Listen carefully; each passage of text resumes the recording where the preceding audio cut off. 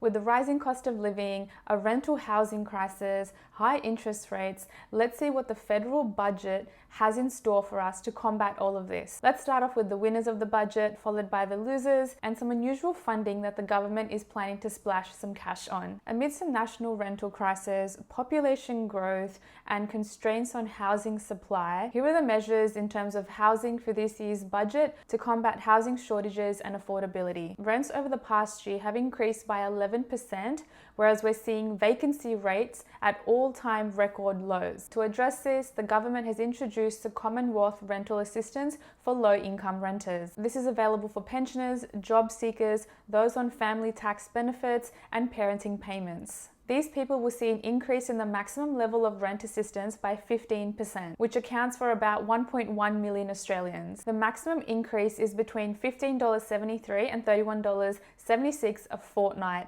This is one of the highest rental increases over the last 30 years. However, this might fall short of the soaring rental prices that we're still seeing. With strong immigration forecasted for this financial year and for next, and the supply of rentals at historic lows, currently down by 18.3%, we don't see this problem addressing itself anytime soon. Rents in capital cities have increased by 18% compared to pre-pandemic levels, and in regional cities, we're seeing them up by 23%. The long-term solution for this is to build more housing, more apartments. However, these dwellings will take time to build. With high construction costs and labor shortages, this is just one of the challenges that the industry faces. Last year's budget announced the Housing Accord, which aimed at building 1 million new housing in well-located areas over the next 5 years, starting from 2024. In this year's budget, the Treasurer announced that they will incentivize the building of rental houses by reducing the barriers for large-scale investments via the build-to-rent sector, whereby housing will just be built for the purposes of renting it out over longer-term leases. This could see an influx of about 150,000 rental properties over the next 10 years. However, with the migration influx of about 715,000 migrants,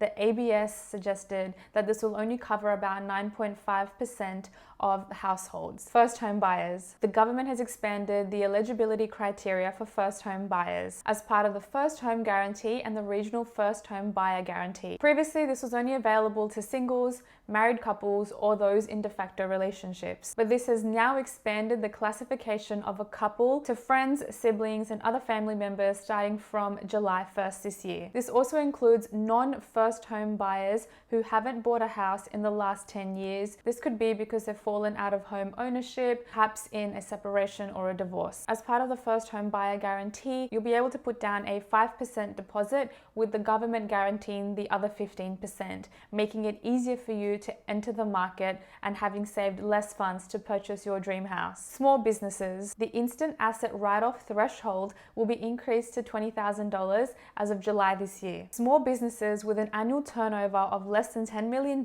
will be able to deduct the entire cost of an asset given it costs less than $20,000. Small businesses can take advantage of this, whereby if they were to purchase more energy efficient technology like fridges or cooling systems, on top of this they'll be able to get another $20,000 write-off. Small businesses will also be able to benefit from the energy bill relief, whereby they can save about $650 on their energy bills. Again, in the grand scheme of things, I'm not sure how much help this would be to small businesses, but some help is better than none. Welfare recipients. The base rates for job seeker, youth allowance, and Austudy will increase by $40 a fortnight starting from September this year. This year's budget also extends the eligibility criteria to those people who are over the ages of 55, which was previously 60 and were obtaining job seeker. So if you're over 55 and you haven't been in the workforce for 9 months at least, then you'll be able to benefit from this payment as well. With rising energy costs, the government will spend $3 billion on direct bill relief. So if you're a pensioner, a senior health card holder, or someone who benefits from the Family Tax Benefit Part A and Part B, you'll have a $500 deduction from your energy bill from next financial year, depending on which state you are. Single parents can now claim the single parent payment until the youngest child turns 14. This was previously 8 years old. This will give families an extra $227.20 a fortnight extra rather than the $202.60. That's a $25 increase, which is about $12 extra per week. Doctors, aged care workers, and those needing healthcare. The government will spend $3.5 billion on tripling the bulk billing incentive that GPs receive. This just means that there'll be more consultation types that the doctors can bulk bill. Now, this isn't available for all. This is just available for concession card holders, families with young children, and pensioners. There'll also be 8 new urgent care clinics opened up around Australia that open for longer hours and don't require any out-of-pocket costs. The government will also work on coordinating the healthcare system, improving efficiencies around the telehealth program,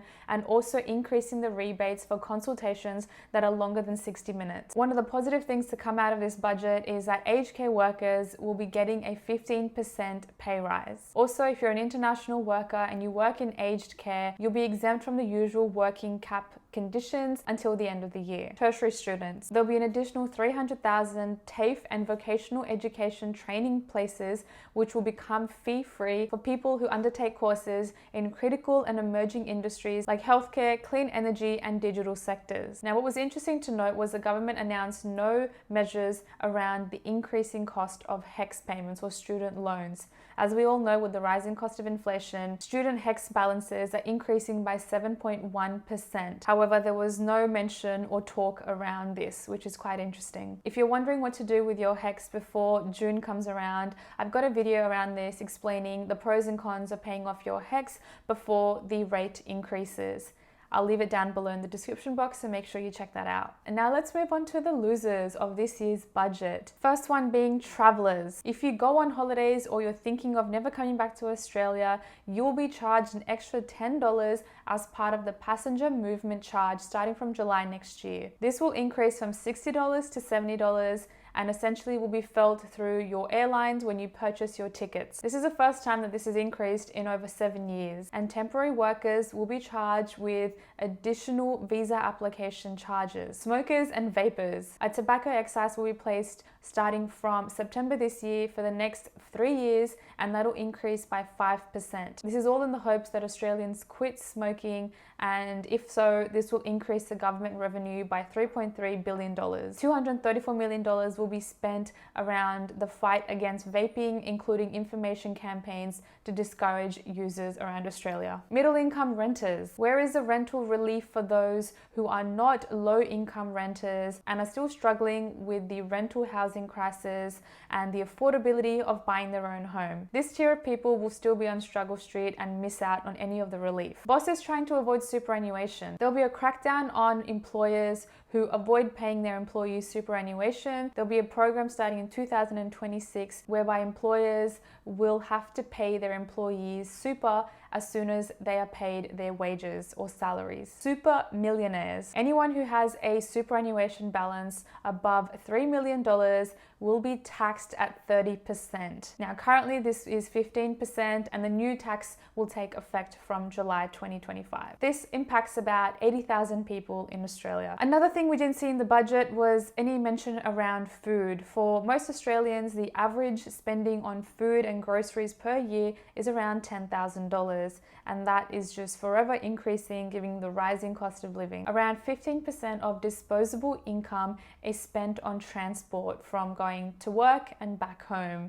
However, there's no assistance in regards to this mentioned within the budget. Now let's move on to some of the unusual spending plans as part of the budget this year. DIRT is another initiative that has been part of the budget this year, which is the National Soil Action Plan, which has a budget allocated of about $20 million, and this looks at fixing the soil needs and conditions of the states and territories. Another one around rubbish as well. There's a nationwide consumer change program which is spending $10 million over the next 2 years on rubbish and bins. Now, I assume this is to do with the colors of the bins and Australians not being able to identify what goes in what bin, so there's a program around that. And also, in terms of the Olympics being held in Brisbane in the next 10 years or so, there'll be about $3.4 billion allocated towards the upkeep and the maintenance and improving the facilities for the Olympics. As we can see from the budget this year, a lot of cash has been splashed. With that being said, a lot of people are still feeling the pinch, and it may not be enough to combat the high cost of living. However, if the government spent too much or they spent too broadly, then this might spike inflation, and it's probably why it had to be done this way. But if you ask me, I'm sure the funds could have been allocated a little bit more efficiently. But that's it from me. I'd love to hear your thoughts in the comments below as to what you thought about the Australian budget this year. And that is it from me. I'll catch you guys in my next video. Thanks, guys.